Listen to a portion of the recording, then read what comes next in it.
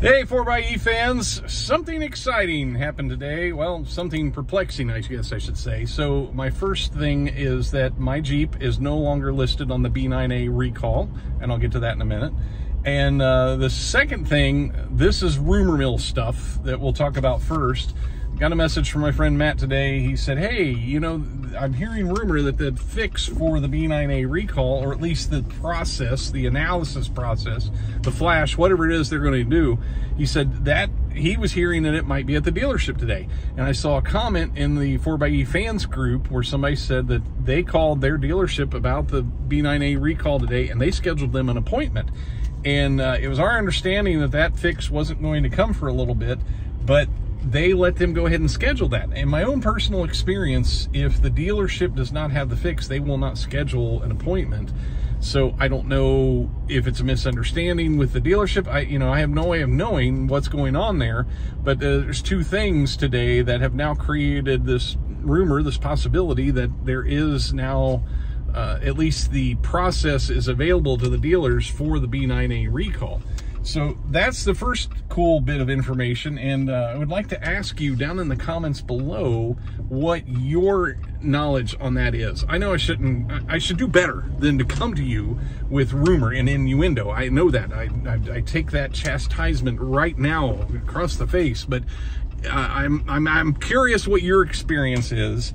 And if you are seeing any availability, if you have called and scheduled that appointment and your dealer's like, yeah, come on, bring it in, we'll get you taken care of, or what's happening there.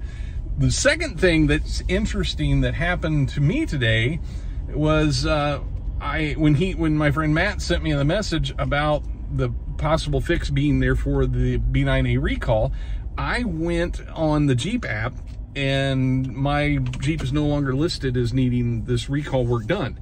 Went on the NHTSA website, put in my VIN, my Jeep's no longer listed as one that needs this recall work done. Went on the Mopar website, again, it's not there. It's the Jeep is clean and green, as we say in the communications industry, and nothing is going on. It's completely free of any possible need to do a recall on.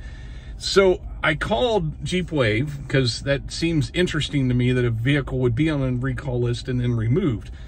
So I called Jeep Wave and I asked them, I said, hey, I just wanted to check, see if my vehicle is on this recall. Now, keep in mind, I got a letter at the house. You know, I was on all three sources that I just named. It was on the app, it was on the NHTSA website, and it was on the Jeep, or the Mopar website, as this vehicle was part of the recall.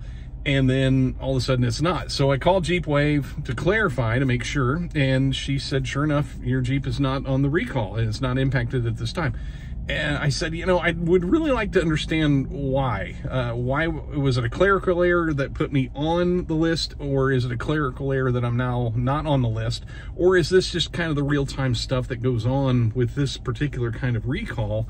Is there some sort of continued analysis process that they're whittling down from the original, whatever, 32,000 or 42,000, depending on if you count the Canadian Jeeps in that, you know, there's like 32,100 some in the United States, and then I think an additional 10,400 in Canada or something like that. And maybe it's part of the process. Maybe they're going through and figuring out, you know, more details to what's going on and eliminating some Jeeps, which would be very wise of them to do. But on the other side of that, I'm also like, is this a mistake?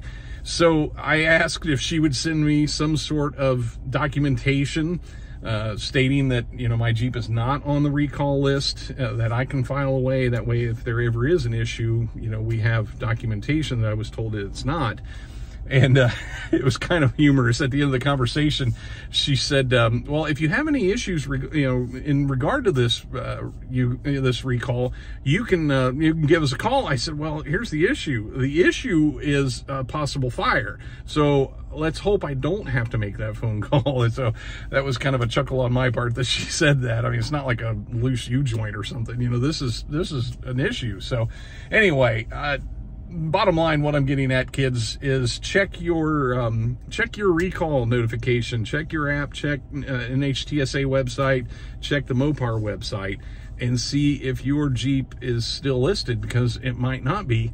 Or like we were seeing in the beginning, some people weren't on the list in the very beginning and then they were getting added later.